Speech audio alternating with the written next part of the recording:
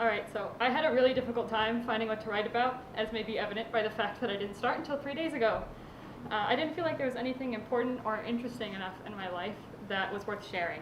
I was seriously considering Mr. Matthews' suggestion and figuring out how to write about gravel because I was at a loss for any other ideas. It wasn't until Monday, when we were on break from Enviro, that it hit me. I'm going to talk about how I got rejected from my first choice college and why I'm actually glad that it happened. I applied to the University of Maryland, dead set on getting into their psychology program that was rated #1 in the country. I read every single word on their website, went to every Zoom info session, and even made the 12-hour drive to go on a self-guided tour. I pictured myself walking from the dorm to the psychology building, getting food at the dining hall, studying outside under the big tree they had in the center of the quad. January came, and I stalked their Instagram to see when their decision letters were coming out.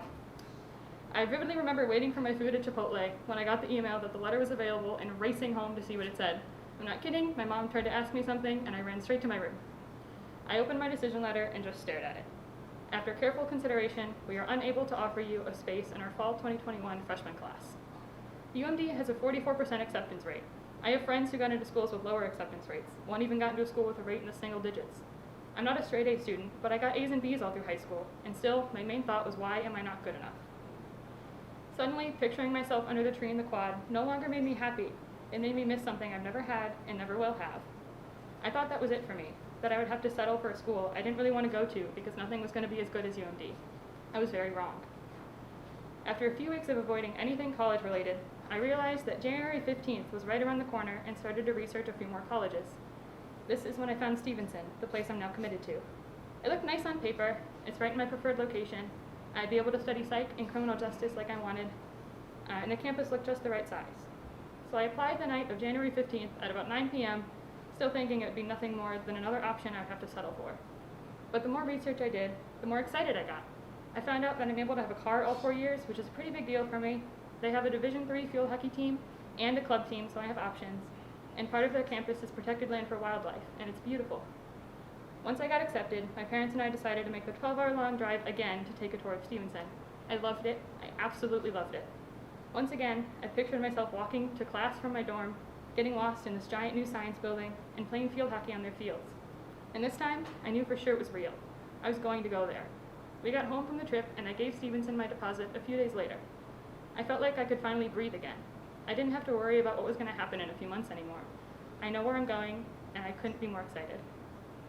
I got caught up in the ranked #1 next to UMD's name, but getting rejected from UMD was the best thing that could have happened to me at that point. Without that, I wouldn't even know about Stevenson. I guess what I'm trying to get at here is that you can't let one thing get in the way of your success, even if that thing seems disastrous at the time.